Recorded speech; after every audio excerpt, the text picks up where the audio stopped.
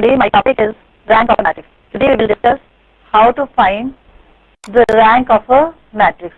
किसी भी मैट्रिक्स का हम रैंक कैसे निकालते हैं? किसी भी मैट्रिक्स का रैंक निकालने के लिए सबसे पहले हमको पता होना चाहिए कि माइनर कैसे फाइंड आउट करते हैं. माइनर, किसी भी मैट्रिक्स का माइनर क्या होता है? The minor of a matrix, the definition of minor of a matrix is the determinant of the square of a matrix retaining any r rows and r columns of a matrix is called the minor of a matrix of order r. अगर हम किसी भी matrix में से कुछ रो और कुछ column को हटा दें, अगर हम r रोज और r कॉलम को उसमें से हटाते हैं, बाकी जो हमारे पास मैट्रिक्स बचेगी उसका अगर हम डिटर्मिनेंट निकालें, उसको हम कहते हैं minor of a matrix. For example, if a is equal to a11, a12, a13, a14, a21, a22, a23, a24, a31, a32, a33, a34 is any matrix of order 3 by 4. यहाँ हमने एक 3 by 4 की general matrix ले ली है. इसमें हम कहें तो इसका हर एलिमेंट ऑर्डर 1 का माइनर होगा. Each element of A is a minor of order 1. If retain any 2 rows and 2 columns of A, then the determinant of the squares for matrices of order 2 thus formed are called minor of order 2. अगर इसमें से हम 2 रो और 2 column को छोड़ के बाकी रोज और कॉलम को डिलीट कर दें, तो जो हमारे पास 2 रो और 2 कॉलम की जो मैट्रिसेस आएंगी उसका जो डिटर्मिनेंट होगा उसको हम कहेंगे minor of order 2. For example, a11, a12, a21, a22, a11, a13, a21, a23 और a11, a14, a21, a24, a21, a24, a31, a34 are minors of order 2 of a matrix A. ये सब माइनर्स हमारे पास 2 रोज और सारे कॉलम को या किसी एक रो और 2 कॉलम्स को रिटेन को डिलीट करने के बाद आए हैं. ये हमारे पास है माइनर्स ऑफ ऑर्डर 2. इसी तरह से if we retain any 3 rows and 3 columns of a matrix, then the determinant of squares for matrix of order 3 thus formed are called minor of a matrix of order 3. अगर हम इस matrix में से 3 रोज और 3 columns को छोड़ के बाकी को डिलीट कर दें, तो जो हमारे पास बची हुई मैट्रिक्स होगी उसका डिटर्मिनेंट निकालेंगे तो हमारे पास आएंगे minors of order 3. So these are all minors of matrix A of order 3. अब हम डिफाइन करते हैं rank of a matrix. Rank of a matrix क्या होता है? The rank of matrix of a given matrix is R if every minor of a matrix of order R plus 1 is 0. अगर हमारे पास R plus 1 order का की जो matrix होगी उसका माइनर अगर हमारे पास 0 हो and there is at least one minor of a matrix of order R which does not vanish. और हमारे पास कम से कम एक माइनर ऐसा होना चाहिए जिसका कि ऑर्डर R है और जो कि 0 नहीं है. तो इस केस में हम कहते हैं कि rank of a matrix is R and we write as row A equal to R. This is how we denote the rank of a matrix. So rank of a matrix is R if every minor of a matrix of order R plus 1 is 0 and there is at least one minor of order R which does not vanish. And we can say that the rank of a matrix is the order of largest non-zero determinant that can be formed from the element of the matrix by appropriate deletion of rows or columns or both. अगर हम कुछ rows और कुछ columns को हटा दें, उसके बाद हमारे पास जो largest determinant होगा जो कि 0 नहीं है, उसका जो order होगा उसको हम कहते हैं rank of a matrix. Hence the rank of matrix is said to be R if and only if it has at least one non-singular sub-matrix of order R. Non-singular का मतलब determinant is not equal to 0, but has non-singular sub-matrix of order, but has no non-singular sub-matrix of order more than R. लेकिन कोई भी non-singular sub-matrix R से ज्यादा order की नहीं होनी चाहिए. A non-singular matrix of order R has a rank R. A matrix with 0 rank has elements that must be all 0. अगर हम कहते हैं कि किसी भी मैट्रिक्स का रैंक 0 है तो उस मैट्रिक्स के सारे एलिमेंट्स 0 होने चाहिए. अब हम डिफाइन करते हैं nullity of A matrix. If A is a square matrix of order n, then n minus row A is called the nullity of the matrix. अब हम एग्जाम्पल से समझाते हैं कि हम किसी भी मैट्रिक्स का रैंक कैसे निकाला जाए. सपोज हमको एक मैट्रिक्स का रैंक निकालना है जहां पर कि A है 1 2 3 1 2 4 6 2 1 2 3 2. ये हमारे पास मैट्रिक्स है, इसमें 3 रोज हैं और 4 कॉलम है. So this is a 3/4 matrix. Now we have to find the rank of this matrix. तो हम माइनर के मेथड से इसका रैंक निकालते हैं. तो पहले हम देखेंगे कि ऑर्डर 3 के हमारे पास कौन से माइनर्स हैं. तो ऑर्डर 3 के माइनर्स है 1 2 3 2 4 6 1 2 3. अगर हम इसको ओपन करते हैं, मुझे लगता है कि सभी को आता है कि हम किसी भी डिटर्मिनेंट की वैल्यू कैसे कैलकुलेट करते हैं. अगर हम इसकी वैल्यू कैलकुलेट करते हैं, सपोज 1 2 4 से 1 into 4 6 2 3 minus 2 into 2 6 1 3 plus 3 into 2 4 1 2, तो हम देखेंगे कि इसकी वैल्यू 0 आ जाएगी.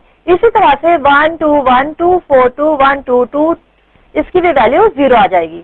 और एक और डिटर्मिनेंट है, माइनर है 2 3 1 4 6 2 2 3 2, इसकी भी वैल्यू कैलकुलेट करके देखेंगे तो 0 आएगी. एंड 1 3 1 2 6 2 1 3 2, इसकी भी वैल्यू 0 आ जाएगी. तो इस तरह से हमने देखा कि सारे के सारे minors of order 3 of this matrix are 0. So we see that the rank that the minors of the given matrix of order 3 are all 0. Now we check the minor of order 2. If we calculate the minor of order 2, so after deleting certain rows and columns, we get one minor which is 6 2 and 3 2. And if we calculate it, it is 6 into 2 12 minus 3 into 2 6. So 12 minus 6, and which is equal to 6, and means the value of this minor is not equal to 0. That is, the minor of order 2 does not vanish. There is at least one minor of order 2 which is not equal to 0. Hence, in this case, we say that rank of this matrix is 2. Now we will find the rank of one more matrix, which is 1 1 1 B plus C C plus A plus B BC plus CA AB. एक और example से हम देखते हैं कि rank of a matrix कैसे निकालते हैं माइनर के डिटर्मिनेंट को यूज करके. इस केस में डिटर्मिनेंट ए हमारा आ जाएगा minus A minus B into B minus C into C minus A. यहाँ पर ए बी सी की हमको पर्टिकुलर वैल्यू नहीं पता है, तो हम 3 केसेस ले लेते हैं. केस 1 हमारे पास है, if A is equal to B equal to C. अगर ए बी सी तीनों आपस में बराबर है तो डिटर्मिनेंट ए क्या आ जाएगा. अगर इनसे वैल्यू पुट करेंगे 1 1 1, बी की वैल्यू भी ए है, सी की वैल्यू भी ए है, तो हमारे पास ये आ जाएगा ए प्लस ए 2a, सी प्लस ए की जगह आ जाएगा 2a, ए प्लस बी की जगह भी आ जाएगा 2a. और लास्ट रो में b c means a into a square, c a into a square, a b a into a square. तो हमारे पास डिटर्मिनेंट ए आ जाएगा 1 1 1 2a 2a 2a ए स्क्वायर. तो इसका मतलब हमारे पास अगर हम देखें तो इस डिटर्मिनेंट की वैल्यू 0 आएगी. और इसमें हम कोई भी 2 ऑर्डर का माइनर लेंगे, सपोज 1 1 2a ले लें, तो इसकी भी वैल्यू 0 आएगी. तो इस केस में all the minors of order 2 and 3 vanish. Order 2 और ऑर्डर 3 के सारे माइनर्स हमारे पास 0 हो गए. तो since no element of A is 0, A का कोई भी एलिमेंट हमारे पास 0 नहीं है, so A has non zero minor of order 1. इसीलिए हम कहेंगे कि इस केस में जब a equal to B equal to C हो तो rank of a equal to 1. So for the given matrix a equal to 1 1 1 b plus C plus A plus B B C C A B, if a equal to B equal to C, then the rank of matrix is 1.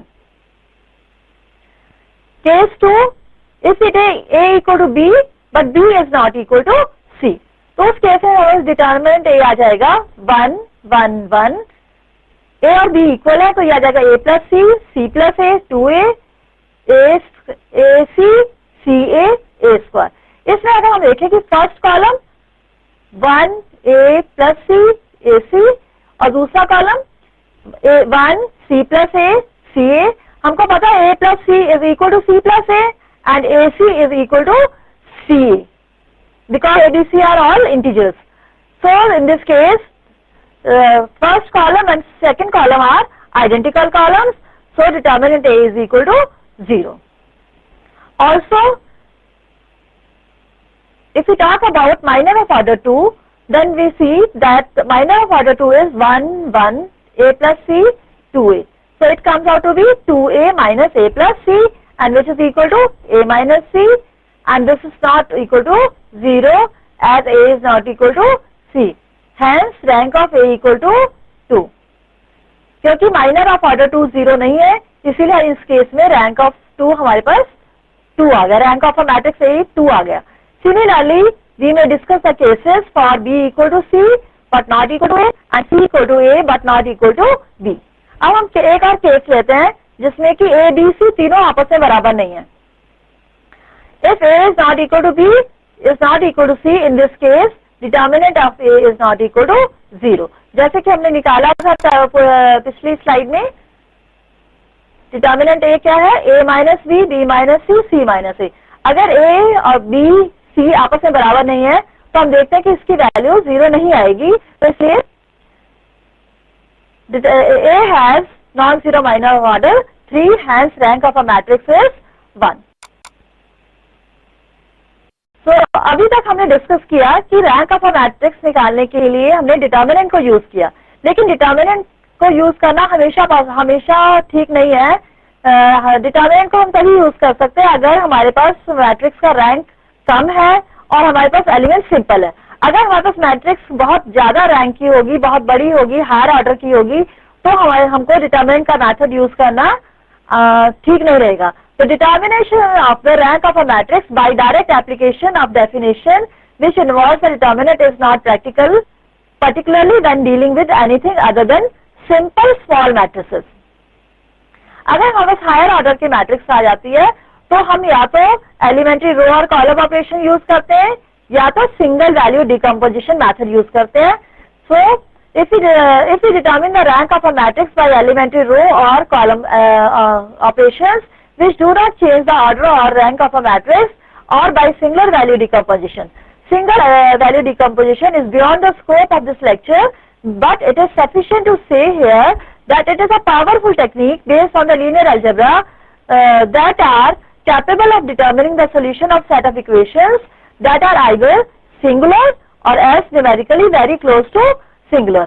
For example, अगर हम एक example लें, MATLAB has singular value decomposition routines that are used to determine the matrix rank. लेकिन आज के lecture में हम use करेंगे एलिमेंट्री रो ट्रांसफॉर्मेशन और एलिमेंट्री रो और कॉलम ऑपरेशंस को. So today we will show how elementary transformation can be used to determine the rank of a matrix. These operations are identical to those that could perform the matrix inversion or solve a system of equations by elimination method. तो सबसे पहले अगर हम elementary row operation और column operation को use करना चाहें rank of matrix निकालने के लिए, तो उससे पहले हम डिफाइन करना चाहते हैं नॉर्मल फॉर्म. नॉर्मल फॉर्म किसी मैट्रिक्स की क्या होती है? Every matrix of rank r can be reduced to any of the form IR, OOO, where IR is identity matrix of rank R of order R, and O is a null matrix. And IRO, IR, and these forms, each of these forms are known as normal form or canonical form. किसी भी matrix को हम आसानी से कुछ row operation और column operation निकाल के इस फॉर्म में रिड्यूस कर सकते हैं, और जो ये मैट्रिक्स इस फॉर्म में जो मैट्रिसेस आती हैं उनको हम कहते हैं नॉर्मल फॉर्म और कैनोनिकल फॉर्म. यहाँ पर IR आइडेंटिटी मैट्रिक्स है और आइडेंटिटी मैट्रिक्स का ऑर्डर है R. अब मैं बताना चाहूंगी कि नॉर्मल किसी भी मैट्रिक्स को नॉर्मल फॉर्म में कैसे रिड्यूस करते हैं. किसी भी मैट्रिक्स को नॉर्मल फॉर्म में रिड्यूस करने के लिए हम अप्लाई करेंगे कुछ elementary transformations in the following manner. Number 1, interchange rows or columns to obtain non-zero element in the first row and first column of the given matrix. हमारे पास कोई भी अगर गिवन मैट्रिक्स है, कोई भी मैट्रिक्स है, उसका हम फर्स्ट एलिमेंट को देखेंगे. फर्स्ट रो और फर्स्ट कॉलम के एलिमेंट में कौन सा एलिमेंट है. अगर वो 0 है तो हम कुछ रो और कुछ कॉलम को इंटरचेंज करके उसको नॉन जीरो बना लेंगे। अगर ऑलरेडी वो नॉन जीरो है तो फिर उसको ऐसे ही रहने देंगे। Number 2, divide the first row by the element if it is not zero. अगर हमारे पास फर्स्ट रो फर्स्ट कॉलम का एलिमेंट 0 नहीं है तो हम फर्स्ट रो को उस एलिमेंट से डिवाइड कर देंगे ताकि वहां पर 1 आ जाए। फर्स्ट रो और फर्स्ट कॉलम के एलिमेंट को सबसे पहले को 1 बनाना है। अगर 0 है तो हम इंटरचेंज करके उसको पहले नॉन जीरो बनाएंगे, और अगर नॉन जीरो एलिमेंट आ जाता है तो अगर हमारे पास 1 है तो ठीक है, अगर 1 के अलावा कोई भी एलिमेंट आता है तो हम उसको उस एलिमेंट से डिवाइड करने के बाद 0 बना देंगे। Number 3, obtain zeros in the remainder of the first column by subtracting appropriate multiple of the first column from other columns। उसके बाद हम फर्स्ट रो फर्स्ट कॉलम के नीचे के जितने भी एलिमेंट्स हो गए उनको 0 बना देंगे कुछ एलिमेंट्री ऑपरेशंस लगाने के बाद। और number 4, obtain the zero in the remaining of the first row by subtracting appropriate multiples of the first row from the other row। उसके बाद हम फर्स्ट रो के एलिमेंट को भी 0 बना देंगे कुछ ऑपरेशंस एलिमेंट्री ऑपरेशंस लगाने के बाद। उसके बाद हम इस चारों के चारों स्टेप्स को बार बार रिपीट करते जाएंगे starting with the element of second row and second column. Second row और सेकंड कॉलम के एलिमेंट में भी इसी तरह से ऑपरेशंस लगाएंगे। सेकंड रो और सेकंड कॉलम का जो फर्स्ट नॉन जीरो एलिमेंट होगा उसको पहले उससे डिवाइड करेंगे ताकि वो 1 बन जाए। 1 बनने के बाद हम उस कॉलम के उस एलिमेंट के नीचे के उस कॉलम में जो नीचे के एलिमेंट उनको 0 बनाएंगे। फिर उसके बाद उस एलिमेंट में जो रो के बाकी के जो नॉन जीरो एलिमेंट्स है उनको 0 बनाएंगे। So continue this process down the main diagonal either until the end of main diagonal is reached or until all the elements of the matrix are 0। तब तक हमको ये प्रोसेस अप्लाई करना है जब तक कि मेन डायगोनल का एंड ना आ जाए, मतलब उसका आखिरी एलिमेंट तक, या फिर बाकी के एलिमेंट्स 0 ना हो जाए। यहाँ पर मैं कुछ चीजें बताना चाहती हूँ। In the evaluation of rank of a matrix by the method of elementary transformation, if certain rows and certain columns are reduced to 0 entirely, we can remove them without affecting the rank of the matrix। अगर हमारे पास कुछ रोज और कुछ column पूरी 0 हो जाती है तो हम उन रोज और उन कॉलम्स को डिलीट कर सकते हैं, उससे हमारा रैंक ऑफ मैट्रिक्स कभी भी बदलेगा नहीं, और इस मेथड को हम कहते हैं स्वीप आउट मेथड और partial method. Elementary transformation do not alter the rank of the matrix. अगर हम एलिमेंट्री ट्रांसफॉर्मेशन लगाते हैं या कॉलम में किसी तरह का ऐड सब्ट्रैक्ट करते हैं, कॉलम्स को इंटरचेंज करते हैं या रोज को इंटरचेंज करते हैं, या किसी रो का कोई मल्टीपल दूसरी कॉलम में ऐड या सब्ट्रैक्ट करते हैं, तो हमारा रैंक कभी मैट्रिक्स का बदलता नहीं है। The rank of the matrix of 2 matrices can not exceed the rank of either of the matrix. अगर हम 2 मैट्रिक्स का प्रोडक्ट के रैंक की बात करें तो वो हमेशा रैंक ऑफ ए या रैंक ऑफ बी, जो पर्टिकुलर मैट्रिक्स होगी, कोई भी एक मैट्रिक्स होगी, उससे हमेशा कम होगा। The rank of the matrix does not alter by pre multiplication और post multiplication by non singular matrix. अगर हम किसी मैट्रिक्स को किसी भी नॉन सिंगुलर मैट्रिक्स से प्री मल्टीप्लाई करें या पोस्ट मल्टीप्लाई करें तो कभी भी मैट्रिक्स का रैंक बदलता नहीं है। If the rank of the matrix is r, there exist non singular matrices P and Q such that PAQ is in the normal form। PAQ हमेशा नॉर्मल फॉर्म में आएगा, और नॉर्मल फॉर्म अभी मैंने बताया कि नॉर्मल फॉर्म में क्या होता है, मैट्रिसेस किस तरह की होती हैं, एक बार फिर से रिमाइंड करा देती हूँ। IR, OO, IRO, IRO और IR। IR is identity matrix of order R। कुछ चीजें और बताना चाहूंगी कि एलिमेंट्री रो और column operations do not either change the order of the rank of the matrix। ये operations होते क्या है? These operations are the interchange of any 2 rows or columns। Number 2, the multiplication of all the elements of any row or column by the same non-zero constant। Number 3, the addition or subtraction to any row or column of arbitrary multiple of any row, any other row or column। These operations are called elementary operations or if these are applied to row, then we call it elementary row operations। If these are applied to column, then we call it elementary column operations, or we may call it simply elementary operations। So when these are applied to any matrix, then the rank of matrix does not change. अब एक example से आपको बताना चाहूंगी कि किसी भी matrix को नॉर्मल फॉर्म में कैसे रिड्यूस करते हैं और नॉर्मल फॉर्म में रिड्यूस करने के बाद उसका रैंक क्या होता है। तो सबसे पहले हम देखते हैं कि ये जो हमारे पास मैट्रिक्स है A = 1 3 4 5 1 2 6 7 1 5 0 1, इसको हम नॉर्मल फॉर्म में कैसे रिड्यूस करते हैं। अगर इसमें हम देखेंगे कि फर्स्ट रो और फर्स्ट कॉलम में क्या एलिमेंट है, फर्स्ट रो फर्स्ट कॉलम में हमारे पास 1 है, तो 1 है तो यहाँ पर पहले ही हमारे पास नॉन जीरो एलिमेंट दिया है।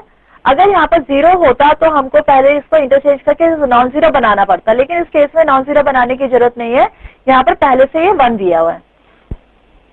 इसके अलावा हम देखेंगे कि ये 1 है तो इस 1 भी बनाने की जरूरत नहीं है। अगर 1 की जगह यहाँ 3 होता तो हमको पहले फर्स्ट को 3 से डिवाइड करना पड़ता, लेकिन यहाँ पर ऑलरेडी 1 है तो हमको किसी भी नंबर से डिवाइड करने की जरूरत नहीं है, तो हमारे पास सिंपली पहले से ही 1 दिया हुआ है।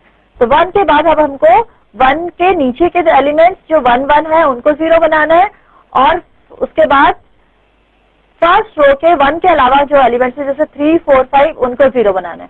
तो इन एलिमेंट्स को 0 बनाने के लिए हम एलिमेंट्री रो ऑपरेशन और एलिमेंट्री कॉलम ऑपरेशन अप्लाई करेंगे।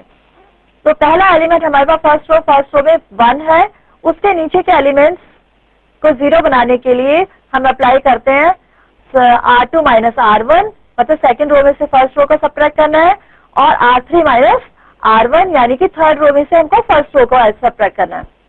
अगर हम इसमें सेकंड रो में से फर्स्ट रो को सब्ट्रैक्ट करते हैं तो हमारे पास आ जाता है 1 - 1 2 - 3 6 - 4 7 - 5, तो हमारे पास आ जाएगा 0 - 1 2 2।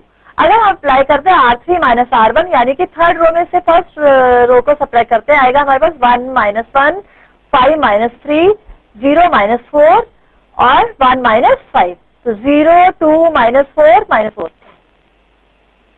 तो हमारे पास मैट्रिक्स आ गई 1 3 4 5 0 - 1 2 2 0 2 - 4 - 4। तो हम देख रहे हैं कि फर्स्ट कॉलम के 1 के अलावा हमारे सारे एलिमेंट्स 0 बन गए।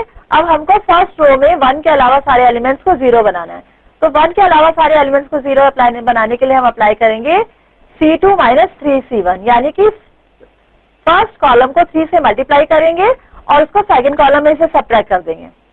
इसके अलावा C3 - 4C1, यानी कि we will multiply first column by 4 and subtract it from third column, and C4 - 5C1 means we will multiply first column by 5 and subtract it from fourth column.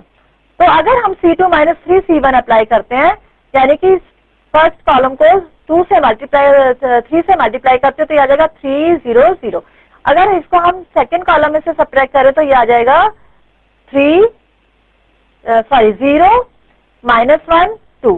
इसके अलावा C3 - 4C1 apply करेंगे तो 0 2 - 4, C4 - 5C1 apply करेंगे तो 0 2 - 4। अब हमने देखा कि सेकंड रो और फर्स्ट कॉलम का हमारा पहला एलिमेंट 0 है, 0 बन गया है। उसके अलावा सेकंड रो सेकंड कॉलम का जो एलिमेंट है वो हमारे पास -1 है, तो -1 को हमको सबसे पहले 1 बनाना है। -1 को 1 बनाने के लिए हम फर्स्ट कॉलम को सेकंड रो को -1 से मल्टीप्लाई करेंगे। So if we apply -1 into R2 we will get 1 0 0 0 1 -2 -2 and 0 2 -4 -4। इस तरह से हमारा सेकंड रो सेकंड कॉलम का एलिमेंट भी 1 बन गया। इसके बाद हमको सेकंड कॉलम के जो 1 के नीचे का एलिमेंट है 2 उसको 0 बनाना है। उसके अलावा सेकंड रो में सेकंड रो सेकंड कॉलम के जो बाकी के एलिमेंट्स है -2 -2 उनको 0 बनाना है।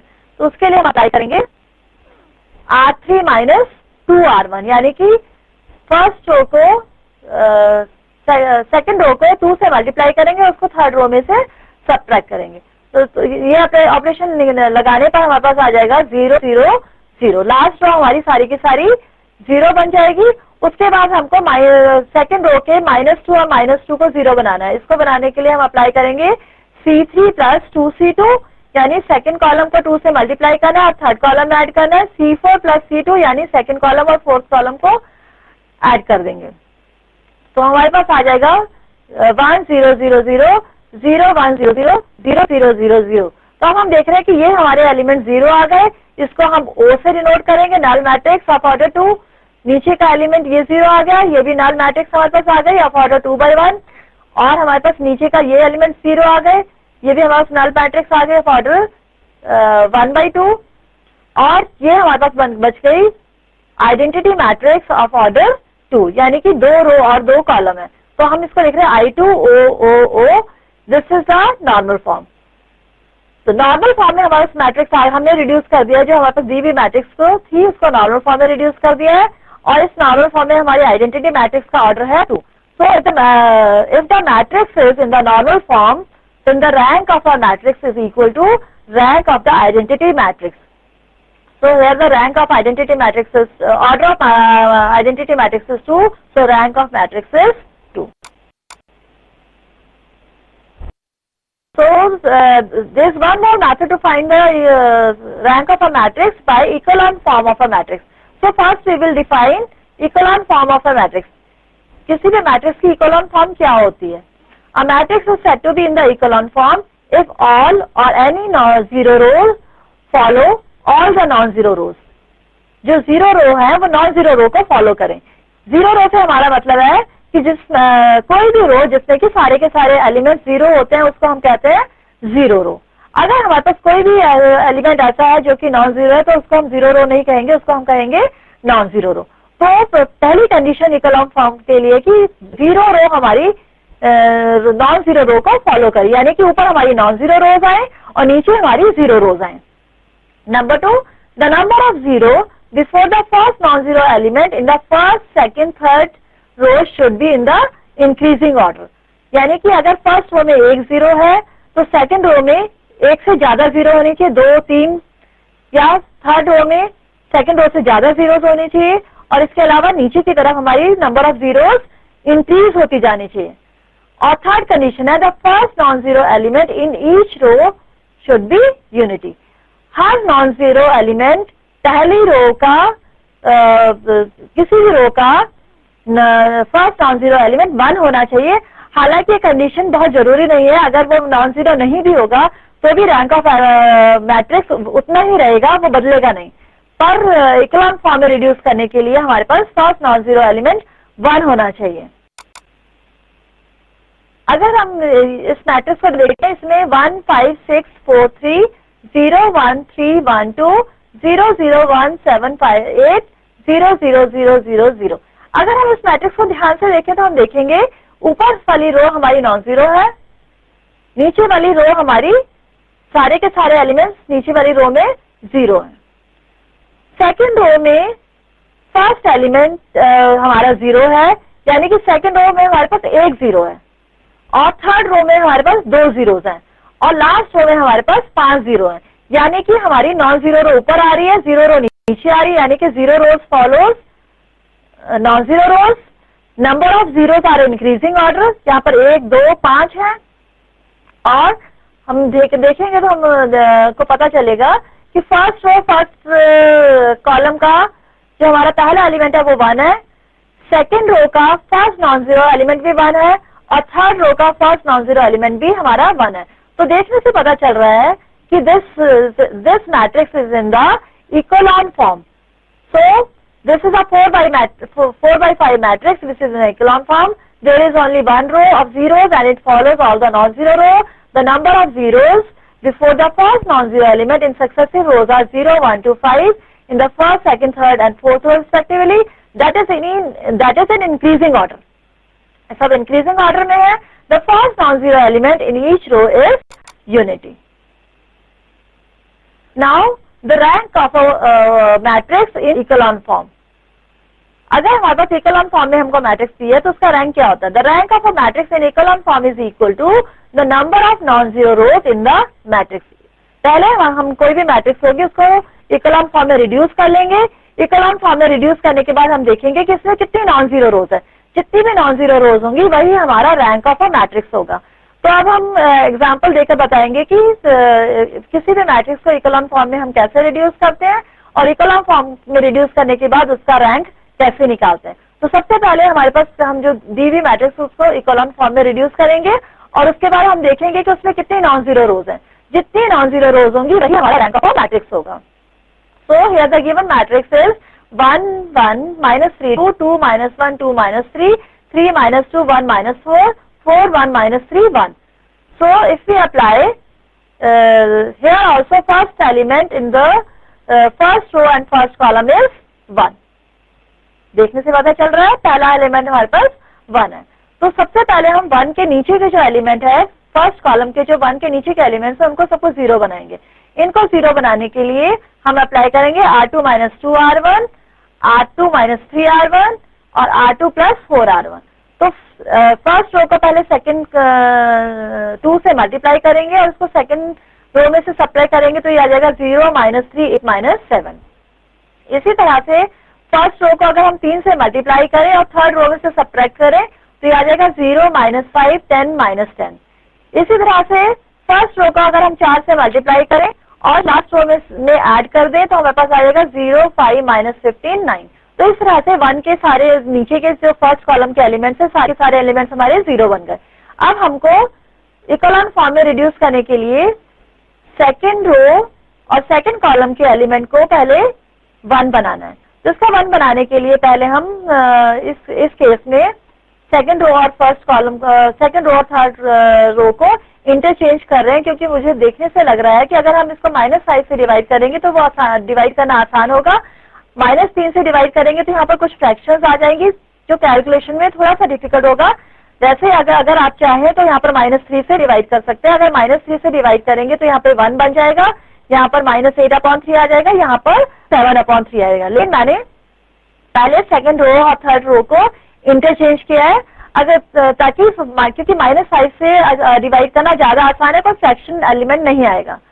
सो इंटरचेंजिंग R2 और R3 को इंटरचेंज किया तो सेकंड रो हमारी आ गई 0 -5 10 -10 और थर्ड रो आ गई 0 -3 8 -7 और लास्ट रो सेम रहेगी 0 5 -15 9 और फर्स्ट रो है 0 1 -3 2। अब मैंने -5 से डिवाइड कर दिया सेकंड रो को तो हमारे पास आ गया 0 1 -2 2। बाकी थर्ड रो और फोर्थ रो सेम है। अब सेकंड रो और फर्स्ट कॉलम का जो पहला एलिमेंट था वो 1 बन गया। 1 बनने के बाद अब मुझको इसके नीचे के जो एलिमेंट है कॉलम के जो नीचे के एलिमेंट है उनको हमको 0 बनाना है। उनको 0 बनाने के लिए we will apply R3 plus 3R2। R3 plus 3R2 means second row के सारे एलिमेंट को 3 से मल्टीप्लाई करेंगे और उसको थर्ड रो में ऐड कर देंगे। R4 minus 5R2 second row के सारे एलिमेंट्स को पहले 5 से मल्टीप्लाई करेंगे और फिर R4 में से सब्ट्रैक्ट कर देंगे। So when we will apply this row operations we will get first row will remain same 1 1 minus 3 2, second row will be same 0 1 minus 2 2, third row will become 0 0 2 minus 1 and fourth row will become 0 0 minus 5 minus 9। अब हम देख रहे हैं कि third row में जो पहला non zero element है दैट इज इक्वल टू 2। अब हमको इसको सबसे पहले 1 बनाना है इकोलॉन फॉर्म में रिड्यूस करने के लिए। अगर इसको 1 बनाने के लिए इसको we will divide the second row by 2। So if we divide second row by 2 we will get 0 0 1 minus 1/2. First row, second row and third row will remain same. Now we will make the element below 1 to be 0. So to make this element 0, apply R4 plus 5R3. R3 के सारे elements को 5 से multiply करेंगे और R4 में add कर देंगे तो हमारे पास आ जाएगा 0 0 1 minus 23/2। और अब हम देख रहे हैं कि लास्ट रो का जो लास्ट एलिमेंट है फर्स्ट नॉन जीरो एलिमेंट है वो आ गया -23/2। तो अगर हम इसको डिवाइड कर देंगे लास्ट रो को -2/23 से तो वहां भी 1 आ जाएगा। हालांकि ये बहुत जरूरी स्टेप नहीं है, अगर हम ऐसे भी छोड़ देंगे इसको तो भी हमारा रैंक 3 ही रहेगा क्योंकि नॉन जीरो रोज 3 आ रही है और अदरवाइज भी वो 3 ही रहेगा। लेकिन फिर भी इकोलॉन फॉर्म में रिड्यूस करने के लिए इसको 1 बना दिया है। अब हम देख रहे हैं कि हमारी नॉन जीरो रो सबसे ऊपर आ रही है, नीचे की रो भी नॉन जीरो है लेकिन हमारी जो नंबर ऑफ जीरो है वो इंक्रीजिंग ऑर्डर में है। First non zero element second row में 0 है 1 है और थर्ड रो में भी फर्स्ट नॉन जीरो एलिमेंट 1 है और थर्ड रो में भी फर्स्ट नॉन जीरो एलिमेंट 1 है। So in this case zero row follow non zero rows, number of zeros are in increasing order, first non-zero element is 1. So this is the echelon form of a matrix, and number of non-zero rows in this matrix is equal to 4. अब हम देख रहे हैं कि इसमें हमारे पास 4 non-zero rows हैं, पहली, दूसरी, तीसरी, चौथी. तो rank of a matrix in echelon form of a matrix is equal to number of non-zero rows. So this is equal to 4. So this was how to find the rank of a matrix using determinant, by applying elementary transformations, by reducing the matrix to normal form, or by reducing the matrix to echelon form of a matrix. Now I want to tell you what are the applications of this rank of a transformation. One useful application of calculating the rank of a matrix is the computation of the number of solutions of the system of linear equations. हम किसी भी हमारे पास linear equations दे रखी है, उनका solution निकालने के लिए हम रैंक ऑफ अ मैट्रिक्स को यूज करते हैं. हमको पता है कि rank of the system of given matrix, the system of given linear equation is inconsistent if the rank of the augmented matrix is greater than the rank of the coefficient matrix. I think this is in next chapter. If you have studied, if on the other hand the rank of these two matrices are equal, then the system must have at least one solution. The solution is unique if and only if the rank is equal to the number of variables. And one more application of rank of a one more thing I want to tell you. Otherwise, the general solution has k free parameters, where k is the difference between the number of variables and the rank. In this case, the system of equation has infinitely many solutions. So this is the way how we find the solution of system of linear equation using the rank of a matrix. One more application of rank of a matrix is in the control theory. The rank of matrix can be used to determine whether a linear system is controllable or observable. The rank of a matrix is also important in the concept of survey network adjusting using least square. So this was all about rank of a matrix. Thank you.